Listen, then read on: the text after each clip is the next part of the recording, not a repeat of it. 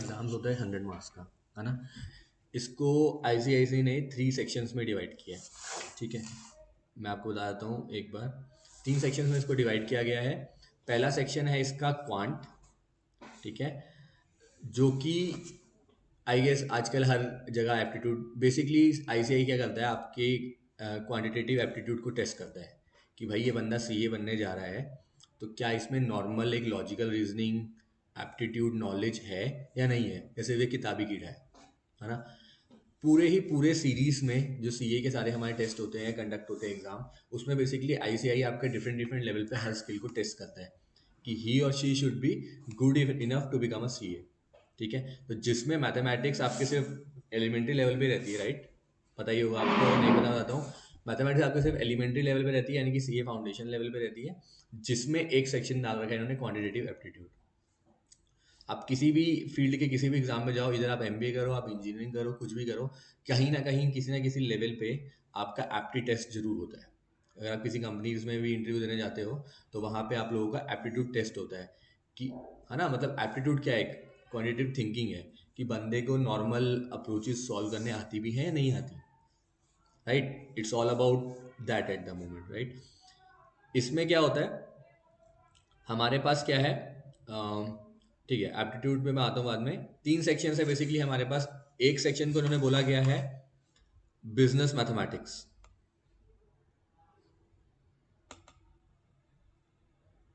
Right. पहला section है आपका बिजनेस मैथमेटिक्स, दूसरा सेक्शन है आपका लॉजिकल रीजनिंग, और तीसरा सेक्शन है आपका स्टैटिक्स। मैं बता देता हूँ तीनों के अंदर डेफिनेशन क्या है, तीनों का मतलब क्या है। बिजनेस मैथमेटिक्स का मतलब है आप जो भी बिजनेस के अंदर, बिकॉज क्या सीए क्या करते हैं, आगे जाके फॉर्म्स के सॉल्यूशन देते हैं, राइट, बहुत सारे स्ट्रेटजीज बनाते हैं, आपका टैक्स सेव करते हैं, बहुत सारी कैटेगरीज है, राइट। आप फ्यूचर में जैसे जाओगे आप सब कैटेगरीज को पढ़ोगे, बट इन जनरल में क्या हूँ, बिजनेस सॉल्यूशन भी देता है एक सीए, राइट, कंट्री को। तो इसमें हम बिजनेस मैथमेटिक्स पढ़ते हैं, और बिजनेस मैथमेटिक्स का मतलब क्या है, बिजनेस से रिलेटेड जो भी मैथमेटिक्स यूज होती है उसके अंदर हम ये करेंगे, उस टॉपिक के अंदर। अगर मैं थोड़ा सा डीप डाउन जाऊं और बताऊं कि होता क्या है बेसिकली बिजनेस मैथमेटिक्स में, राइट, आपने ये पढ़ा है इसके अंदर रेशो,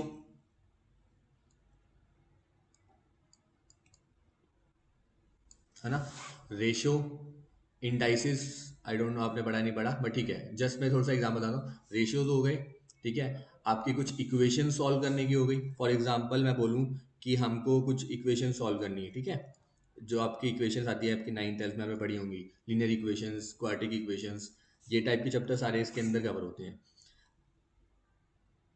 डिटेल में बता दूं तो रेशियो, प्रोपोर्शन, इंडाइसिस, लॉगरिथम्स है, राइट, इक्वेशंस जो मैंने आपको बात की थी, देन लीनियर इक्वालिटीज, है ना। आई होप आपने ये तीनों सेक्शंस पढ़ रखे होंगे। इसमें लेवल अप होगा, हम करेंगे डिटेल में डिस्कस, बट एटलीस्ट आपने एक एक बात तो इसको कभी ना कभी तो किया ही होगा, है ना। रेशियो क्या होता है, एक्स अपॉन वाई, है ना। इक्वेशंस क्या हो गई, वो एक्स स्क्वायर वाली इक्वेशंस होती है, एक्स स्क्वायर प्लस 3x। इसके अंदर क्या है, क्वाड्रिक क्यूबिक क्या है, वो बाद में बात करेंगे, बट जस्ट एक ओवरव्यू। लीनियर इनइक्वालिटीज पता है, दो वेरिएबल्स होते हैं, उनके सॉल्यूशंस निकालने होते हैं कि भाई रूट मीन स्क्वायर मेथड से सॉल्यूशन निकाल दो। याद है दो इक्वेशंस आती थी, लीनियर इक्वालिटीज आती थी, उनको सॉल्व करते थे हम कि भाई इसकी क्या वैल्यूज आएंगी, डिफरेंट डिफरेंट क्या सॉल्यूशंस होंगे, एक्स और वाई के बीच में रिलेशन होता था, ग्राफ्स वगैरह भी होते थे छोटे मोटे, डिटेल में आएंगे बात करूंगा। तो ये सारा का सारा जो पोर्शन है आपका, ये सारा का सारा ही पोर्शन आपका आपने कभी ना कभी पढ़ा हुआ है, ठीक है। तो जस्ट मैं आपको एक ओवरव्यू दे रहा हूँ कि this is something familiar to you, ठीक है। अब देखो नीचे जो सेक्शन है, अच्छा, इसकी वेटेज कितनी है, 20 से 30% की। अच्छा, तीनों सेक्शन की कट ऑफ पता है, 40 40 और 20,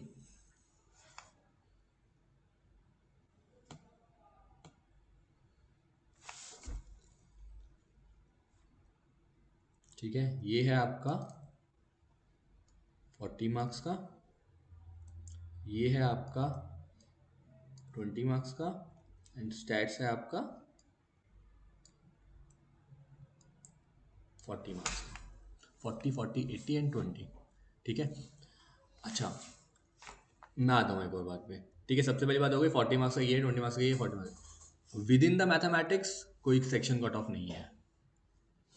इन द फ्यूचर हो सकता है यहाँ पे सेक्शन कट ऑफ भी आ जाए, जब जब इनको बोटल नेक करना होगा, सिचुएशन को हार्ड करना होगा। ये क्या कर सकते हैं, बिजनेस मैथमेटिक्स में भी कट ऑफ लगा सकते हैं, ये कट ऑफ लॉजिकल रीजनिंग में भी लगा सकते हैं और उसमें भी लगा सकते हैं। बट अभी लेट सपोज आपका क्वांटिटेटिव एप्टीट्यूड बहुत अच्छा है, बहुत अच्छा है, लेट सपोज ये भी किसी स्टूडेंट का बहुत अच्छा है, 20 में से 18-19 स्कोर करके वो अपना काम बहुत आसान कर सकता है। एग्री? कितने मार्क्स चाहिए? 20 मार्क्स चाहिए होंगे, 22 मार्क्स चाहिए होंगे क्रॉस करने के लिए। जस्ट अगर फॉर एग्जांपल कोई बच्चा सोचता है कि नहीं जी मैथमेटिक्स बड़ी टफ है, तो ये प्रोविज़न भी अवेलेबल है ना? कोई डाउट अभी तक? ठीक है। सेकेंड सेक्शन है इसका मैथमेटिक्स ऑफ फाइनेंस। ये हेडिंग दी है उसने मैथमेटिक्स ऑफ फाइनेंस, बट इसके अंदर कैलकुलेट क्या होता है, सिंपल इंटरेस्ट, कंपाउंड इंटरेस्ट पढ़े हुए हैं। सिंपल इंटरेस्ट हर किसी ने पढ़े हुए हैं, 6, 7, 8, 9 से पढ़ते हुए आ रहे हैं। सिंपल इंटरेस्ट क्या है, कंपाउंड इंटरेस्ट क्या है, ठीक है। उसके बाद इसमें कुछ चीज़ें टफ होती जाएंगी, परपेचुटी, एन्युटी, आई नो आपने सब नहीं पढ़ी होंगी, कैलकुलेशन ऑफ ईएमआई। इसका पर्पस क्या पढ़ाने का, आप देखो इसकी वेटेज देख रहे हो आप, सिर्फ इसी सेक्शन की 30 to 40%। 30 to 40% का क्या मतलब है, 40 का 30% कितना हुआ, 12, करेक्ट। तो अगर मैं बोलूँ मार्क्स में मैं इसको डिस्ट्रीब्यूट करूँ, तो मैं बोलना ये सही होगा कि सिर्फ हमारा मैथमेटिक्स का जो फाइनेंस है यही यही 12 to 16 मार्क्स का आता है। It's a huge number, right? अगर मैं सारे चैप्टर्स काउंट करूँ इसके अंदर, 8 चैप्टर्स में से अगर एक चैप्टर ही 12 to 16 मार्क्स का आ रहा है 40 में से, तो it's a huge number, right? And you can understand with the concept, right, कि simple interest, compound interest, you should know how business work, how mathematics work, how world works in terms of numbers, right? कि भाई कैसे simple interest calculate होता है, कैसे bank आपसे charge करते हैं, क्या ईएमआईज बनती हैं, क्या लोन पे चार्जेस आपको पे करने रहते हैं, क्या फैक्टर्स होते हैं। तो this is all about this mathematics of finance, पूरा इसके बारे में आप पढ़ोगे इसमें, ठीक है। एंड दैट मेक सेंस कि आपको ये पता होना चाहिए being a CA, right? I don't know, आपने अभी ऑफकोर्स आपने अभी छोटे हो, आपने लोन नहीं लिया होगा, बट घर पे किसी ने लोन लिया हो तो पूछना, जब हम इस चैप्टर के बारे में पढ़ेंगे तो पूछूंगा, आपसे बात करूंगा कि भाई कितना लोन जा रहा है, कितनी ईएमआई जा रही है, कितना इंटरेस्ट आप पे करने वाले हो। फॉर एग्जांपल किसी ने लोन लिया, अगर वो लोन नहीं लिया तो कहीं पे कुछ इन्वेस्टमेंट करते हैं तो कितना रिटर्न आ रहा है। ये टर्म्स आई डोंट नो, आपको पता है नहीं पता, फैमिलियर हो या नहीं हो आप, आरओआई क्या होता है, कितनी प्रिंसिपल वैल्यू है, कितनी नेट प्रिंसिपल वैल्यू है, कितनी अभी अभी वैल्यू है। अगर मान लो फॉर एग्जांपल हम आउट पे इन्वेस्ट करने वाला हूँ 10 साल के लिए, अगर उसकी मैं नेट पी एनपीवी वैल्यू आज निकालूँ तो वो क्या होती है। तो बहुत सारी वैल्यूज़ हैं, सारे फाइनेंस के बारे में हम इस चैप्टर में पढ़ेंगे। इन जनरल भी यू शुड नो कि क्या होता है ये सब। अगर मैं आधे से ज़्यादा भी लोगों से पूछूँ तो उनको ये पता हो, ये बहुत बेसिक है, everybody should know about this, ठीक है। जैसे नेट प्रेजेंट वैल्यू, अगर कुछ पैसा आप इन्वेस्ट करने वाले हो 10 साल के लिए, उसकी आज की वैल्यू क्या होगी। तो this is all comes in this chapter, this is very lengthy chapter as well, है ना? वो दिख भी रहा है 12 से 16 मार्क्स का। तो नेक्स्ट आता है permutation and combination. Permutation combination पढ़ा है आपने? आई गेस यस, नहीं पढ़ा होगा आपने। ये आता है आपका 11th में, ये 11th में पढ़ा जाता है आपको। परमुटेशन एंड कॉम्बिनेशन का मतलब पता है क्या होता है? इसका मतलब होता है पॉसिबिलिटीज। वो पढ़ा है आपने, प्रोबेबिलिटीज पढ़ा होगा, उसको भी यही बोलते हैं possibilities. Some but permutation combination use होगा प्रोबेबिलिटी के अंदर, but permutation and combination is all about number of chances, या नंबर ऑफ कह सकते हैं हम ऑपरेशंस। ये फॉर एग्जांपल जैसे एक ओवरव्यू दे देता हूँ कि होता क्या परमुटेशन कॉम्बिनेशन। फॉर एग्जांपल आज आप आए क्लास में, ठीक है, आपके सामने 4 चेयर्स एम्प्टी थी, तो क्या चांसेस होंगे, हम प्रोबेबिलिटी में क्या निकालते थे, what is the probability of you get, है ना, कौन सी सीट आप लोगे, तो आप बोलते 4 सीट्स हैं, एक सीट आपने ऑक्यूपाई करने, आप बोलते 1/4, this is the probability. But permutations और कॉम्बिनेशंस में क्या होता है कि कितने तरीकों से आप बैठ सकते हो, मतलब आप कहाँ कहाँ बैठ सकते थे। 4 सीट्स आपके सामने है, तो आप 1 पे भी बैठ सकते थे, 2 भी बैठ सकते थे, 3 भी बैठ सकते थे, 4 भी बैठ सकते थे, राइट? तो देर आर 4 चांसेस, तो हम ऐसे परमुटेशन निकालते हैं अलग अलग चीज़ों के। 2 बच्चे आए, 4 सीटें हैं, तो क्या कॉम्बिनेशंस बनेंगे, एल्कामिन डीप की क्या होता है एग्जैक्टली, बट जस्ट बता रहा हूँ कि इन चीज़ों के बारे में पढ़ने पड़े कि भाई दो बंदे आए, क्या चांस है कि वो फर्स्ट वाली सीट पे बैठे, नॉट एग्जैक्टली चांस, बट कितने तरीकों से वो उन 4 सीटों को कैप्चर किया जा सकता था। हो सकता था आप 1 पे बैठते, दूसरा बच्चा 2 पे बैठता, आप 1 पे बैठते, दूसरा बच्चा 3 पे बैठता, आप 1 पे बैठते, दूसरा बच्चा 4 पे बैठता, ये 3 बन गए, है ना। चांस वो 3 बन गए बेसिकली। आप हो सकता था दूसरी सीट पे बैठते, बच्चा first seat, second student third seat पे बैठता। तो देर आर मल्टीपल कॉम्बिनेशंस, तो you have to give all those combinations कि क्या क्या पॉसिबिलिटीज हैं। बहुत सारे अरेंजमेंट्स होते हैं, उसके बारे में हम डिस्कस करेंगे परमुटेशन कॉम्बिनेशन में। देन आता है सीक्वेंस सीरीज, ये भी आपको पढ़ाया गया 9th-10th में। एपीजीपी पढ़ा है ना, एपीजीपी के बारे में। एचपी पता नहीं आपने पढ़ा नहीं पढ़ा, बट एपीजीपी एचपी है। HP I don't know syllabus में है भी या नहीं है, अभी नहीं है। एचपी आपका सिलेबस में नहीं है। तो एपीजीपी जो आपने पढ़ा हुआ है वही इसके अंदर है, नथिंग न्यू। फिर आता है sets, relation functions, basic limits of continuity. ये आई गेस आपने नहीं पढ़ा होगा, ये आता है 12th में। नहीं पढ़ा ना आपने सेट्स? हाँ ठीक है, मतलब 9th-10th में नहीं पढ़ा, राइट। हाँ सेट्स, बट सबसे इजी चैप्टर होता है सबके लिए, है ना। सेट्स ऐसा कुछ होता है, याद हो तो ठीक है। Relations and functions, basics of limits and continuity and function, ये मैथमेटिक्स के 4 चैप्टर हैं जो कि एक ही सेक्शन में डाल दिए। तो आप समझो कि इसकी वेटेज बहुत कम आती है। आती है, मैं ये नहीं बोलूँगा नहीं आती है, बट पिछले फेज में देखा गया बहुत कम आती है। देखो ये जो पूरा सेक्शन है 30 to 50% का है। क्या क्या है इसमें? परमुटेशन, कॉम्बिनेशन, सीक्वेंस सीरीज, ये दोनों चैप्टर की वेटेज ज़्यादा होती है यूजुअली।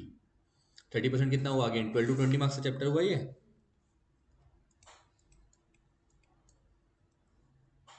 इसमें से ना परमुटेशन कॉम्बिनेशन अकेला ऐसा है कि 20 नंबर का पेपर दे सकता है। सीक्वेंस सीरीज में इतने क्वेश्चन है कि 20 नंबर के अकेले क्वेश्चन इसमें से आ सकते हैं। तो ये बहुत लेंदी सेक्शन होगा आपके पढ़ने के लिए, ठीक है। बट कभी अगर 1% भी स्किप करो तो ये दोनों स्किप मत करना कभी भी, परमुटेशन सीक्वेंस। बट हाँ इसमें भी सेट्स बहुत ईजी है ना। पिक योर टॉपिक्स कभी भी, वो बात की बात है। अभी तो हम स्टार्टिंग ऑफ द फेज में, अभी तो हम सब कुछ करेंगे, सब कुछ के लिए कवर करेंगे, राइट। अभी ये है आपका 8th chapter, integration and differentiation. इसका हुआ रहता है 12th में और 11th में। सुना था कभी नाम? इंटीग्रेशन नहीं सुना किसी बच्चों से?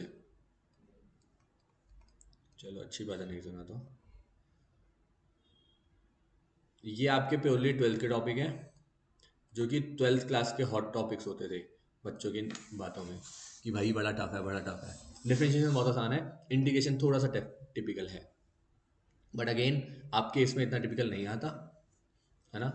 बीइंग कि आपसे एक्सपेक्ट किया जाता है कि आप अप्रॉक्स 1 मिनट में एक क्वेश्चन सॉल्व करोगे, है ना। यही होता है ना, 120 मार्क्स का 100 मार्क्स का एग्जाम होता है, 120 मिनट्स होते हैं, तो अप्रॉक्सीमेटली आपके पास 1 मिनट पर क्वेश्चन है ना। 2 आवर्स का एग्जाम होता है, अगर नहीं पता है तो बता रहा हूँ, 2 आवर्स का एग्जाम होता है, 100 मार्क्स का पेपर होता है, जिसमें +1 होता है और -1/4 होती है। क्या होता है आपको फिर भी बता देता हूँ, है ना। 100 मार्क्स का एग्जाम होगा, ठीक है, आपको मिलेंगे 120 मिनट सॉल्व करने के लिए, करेक्ट। जिसमें +1 फॉर ईच करेक्ट आंसर, है ना।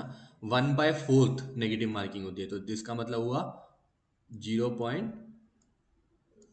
का नेगेटिव होगा फॉर एवरी रॉन्ग आंसर, है ना। इन टोटल आपको पासिंग मार्क्स कितने हैं? 40। कब पासिंग मार्क्स हैं? जब आपका एग्रीगेट हो रहा है कितना, सारे सब्जेक्ट्स को मिला के कितना एग्रीगेट हो रहा है? 200, है ना।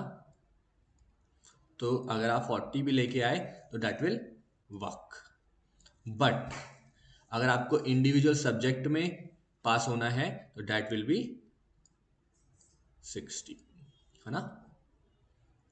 तो आप मेक श्योर कर सकते हो कि भाई this is done and dusted for your C A series, correct. यही रहता है पैटर्न, ठीक है।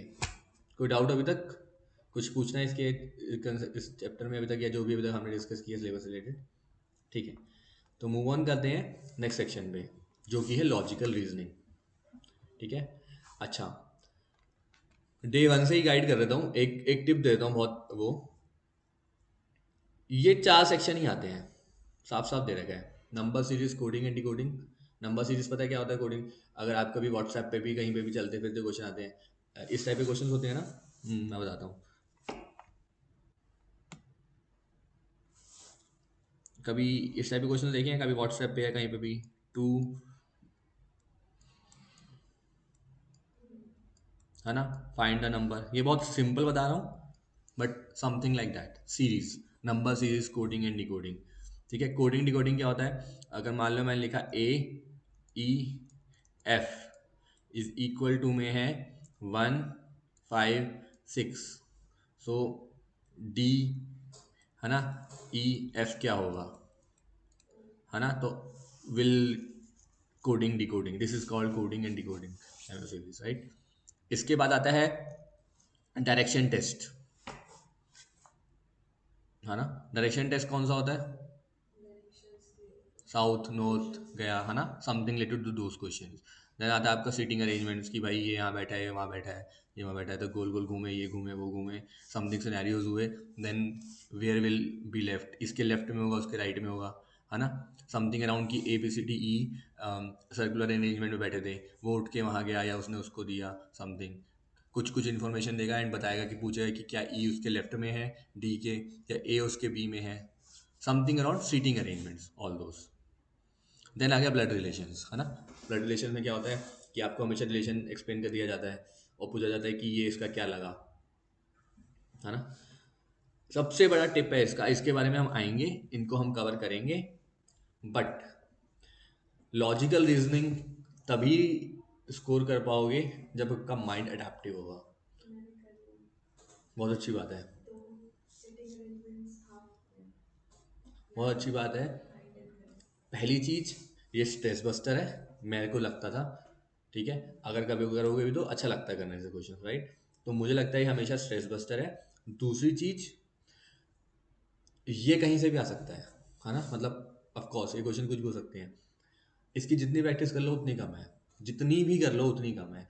बट क्या होता है, जब आप जिस वे में डायरेक्शन में आपका माइंड सोच रहा होता है तभी वहां पे वर्क करेगा। तो इसका सिंपल सा टिप यही है, डेली आधा घंटा 1 घंटा इसको सॉल्व करो, चारों को उठा के अपने हिसाब से, आपका माइंड अपने आप उस डायरेक्शन में वर्क करना स्टार्ट कर देगा और एग्जाम में अपने आप सॉल्व होंगे। ठीक है, इसका कोई सॉल्यूशन नहीं है कि आप 10 दिन बैठो, लास्ट में 5 दिन बैठो, कल कल और मैं कर दूंगा। हाँ, बहुत लोगों का आईक्यू बहुत अच्छा होता है, बहुत लोग स्टार्टिंग में सॉल्व कर रहे होते हैं, वो कर लेते हैं, मैं ऐसा नहीं बोलूंगा कि भाई हर कोई नहीं कर रहा। बट अगर एक टिप बोलूँ, एज अ टीचर बोलूँ, तो you should always do this. एक आर डेली प्रैक्टिस करो, क्वेश्चन सॉल्व करो, आपका स्ट्रेस कम होगा, ऊपर से आपकी बीट्स मार्क्स की प्रैक्टिस होती रहेगी। ठीक है, इसमें भी उन्होंने ओवर कॉन्फिडेंस दिखाया था लास्ट टाइम के बच्चों ने, ठीक है, कि भैया हो जाएगा। मुझे नहीं लगता है कि 10 नंबर भी आ रहे हैं उनके इसमें से। तो जहां जितने नंबर लूज कर रहे हो ना, वो आपका लॉस है एक्चुअली में। ठीक है, आप एग्रीगेट भी कम कर रहे हो अपना और अपने लिए डिफिकल्टी बढ़ा रहे हो। ठीक है, थर्ड पार्ट है अपना, है ना, क्लियर है हम उसमें भी, राइट। थर्ड पार्ट आता है अपना स्टैट्स का। स्टैट्स के टॉपिक्स पढ़े हैं कभी?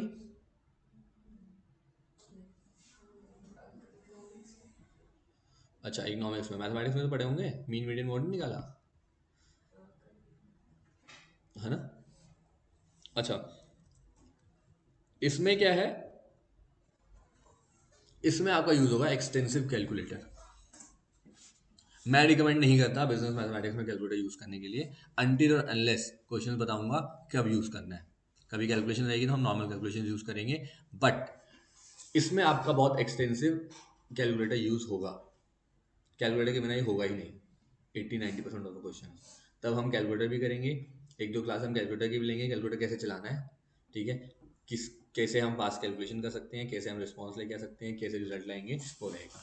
बट ये चैप्टर आप देख रहे हो स्टैट्स अकेला, अगर आपको याद हो मैथमेटिक्स की बुक में 1 या 2 चैप्टर होते थे, है ना, बट यहाँ पे 40% की वेटेज है ना।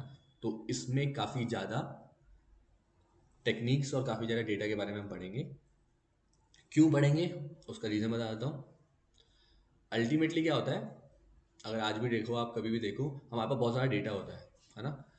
अगर मैं अभी आपको बोलूँ कि भाई 2 बंदों ने स्कोर किया, एक ने 40 स्कोर किया, एक ने 50 स्कोर किया फॉर एग्जाम्पल, या फिर बच्चों से मैं बोलूँ कि आप बताओ आपका रिजल्ट कैसा गया, फॉर एग्जाम्पल मैं 10 बच्चों को पढ़ा रहा हूँ, है ना। मेरे 10 बच्चों ने स्कोर किया, एक ने 40, एक ने 50, एक ने 70, एक ने 80। अब मेरे से कोई पूछेगा भाई क्या रिजल्ट रहा, इन जनरल क्या रिजल्ट रहा, तो मैं क्या कर रहा हूँ, अपने डेटा को किसी को रिप्रेजेंट करने वाला हूँ, है ना। तो मेरे पास क्या मेथड है उसको रिप्रेजेंट करने का। One of the method is कि मैं सबका एवरेज निकाल लूँ, जो कि हम निकालते हैं। हम क्या करते हैं, आपके 5 मार्क्स सब्जेक्ट में मार्क्स आते हैं, आप बोलते हैं अरे रिजल्ट कैसा रहा 12th का।